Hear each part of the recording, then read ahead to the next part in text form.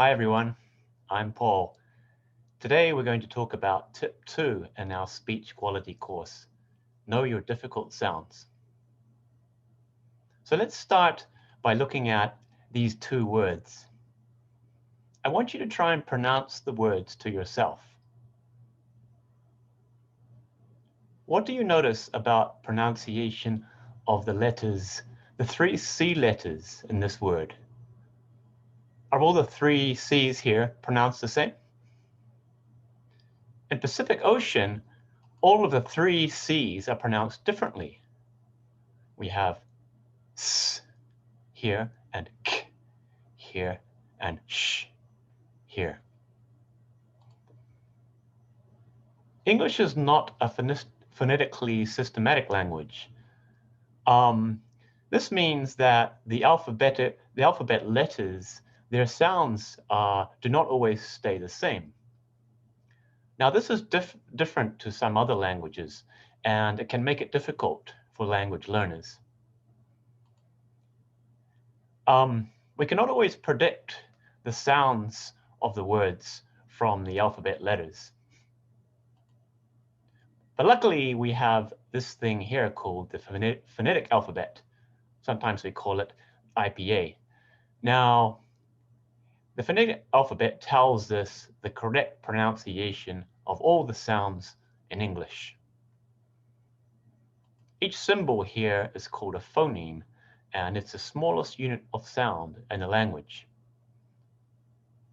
For example, this phoneme here is the sound E, as in from read.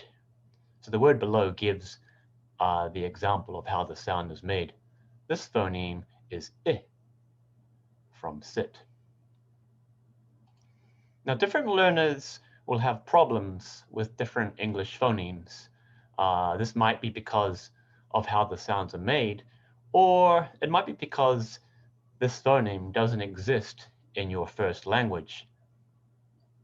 In this case, sometimes it's not possible to learn how to say the phoneme just by simply listening to it and repeating it. Sometimes, particularly if it's a new phoneme for you, you have to take a closer look at the mechanics of how it's made. What do I mean by mechanics? Well, mechanics are how the sound is made physically in your mouth.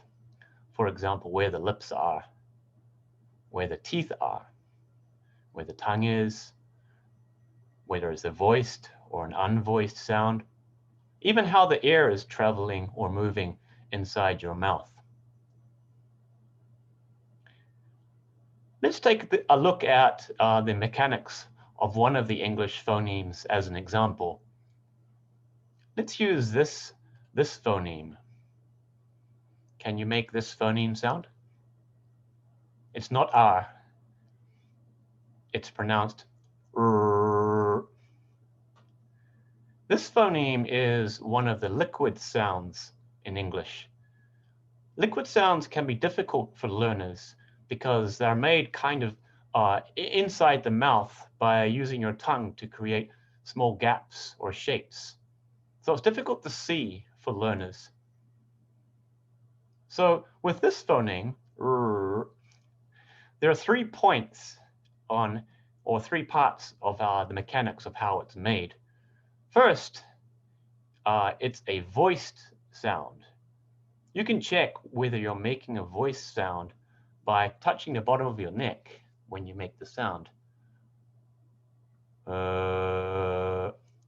If it's moving or vibrating, you're making a voice sound. The next point for this phoneme is that the tongue moves to the back of a mouth and creates a kind of a curved shape. But it doesn't touch the top of the mouth. Finally, your mouth makes a round shape, like this. Let me help you make the sound by breaking it into 3 stages. First, I'll make the voice sound, then I'll bring my tongue slowly to the back of my mouth and curve it up, and then I'll make a sort of a round shape with my mouth. Here we go.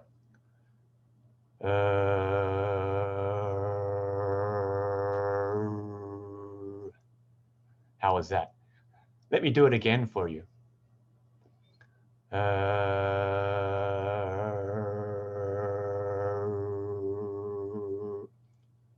So it becomes this sound.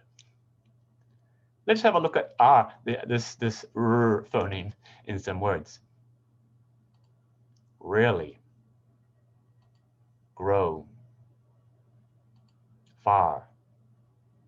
So this is just an example of the mechanics on how to make one of the phonemes. We'll look at more difficult phonemes in tip 4. How do we check phonemes? Well, you can easily find phonemes for words you find difficult to pronounce in a dictionary. Just look near the word and you'll see the phoneme symbols there. This particular dictionary gives the phonemes in both the British and American pronunciation.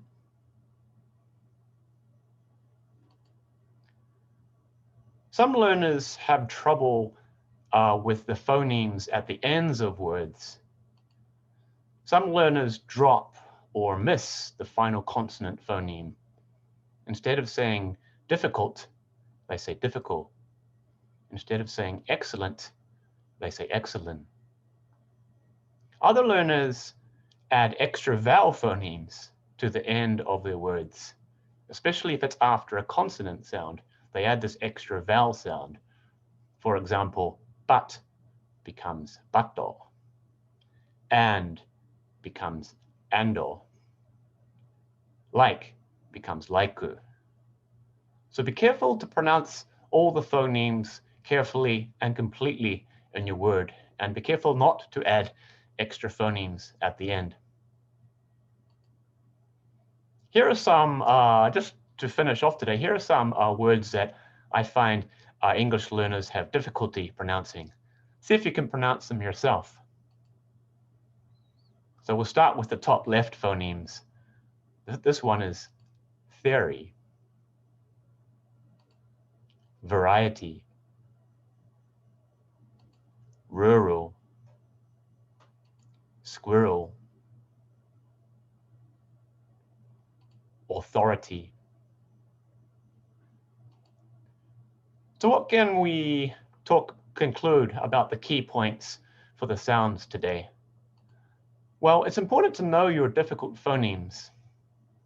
Don't worry, you can still communicate meaning even if you can't pronounce all the phonemes perfectly, but it's good to know what your difficult phonemes are to help you pronounce or start to pronounce your difficult words more correctly. Sometimes you have to check the specific mechanics of the sounds to actually be able to pronounce it correctly, maybe because it's a new sound for you. Be extra care with the primary stress. As we talked about in tip 1, the pronunciation of the words in the the pronunciation of the phonemes in the primary stress syllable are extra important for communicating the meaning of the word. So they need to be said more clearly and elongated a little bit. Be careful with presenting and your keywords. If you're doing a presentation, be careful with the pronunciation or phonemes of difficult words that you use often in the pronunciation, or maybe also with specialized words or acronyms that are key to your presentation message. Try some practice at home. So list 5 to 10 words that you have problems pronouncing. Then check their phonemes in a dictionary and try to say the words to yourself. Then check which phonemes you have problems saying. You can check the phoneme sounds on the phonetic table we used in this talk. Sometimes you may need to check the actual mechanics of the phonemes you're having trouble pronouncing in your words.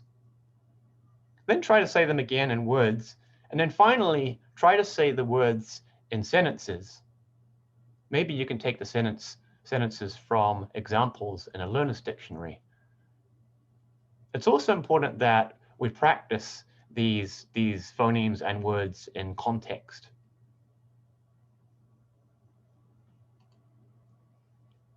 In next week's tip, we're going to talk about how intonation can change the meaning or communicate meaning over longer sentences and clauses. For more tips on language learning and teaching, please check my website, pomaka.com. Also check my website for information on courses, online Zoom courses that I'll be starting on Sundays from this April. So see you next week. Bye.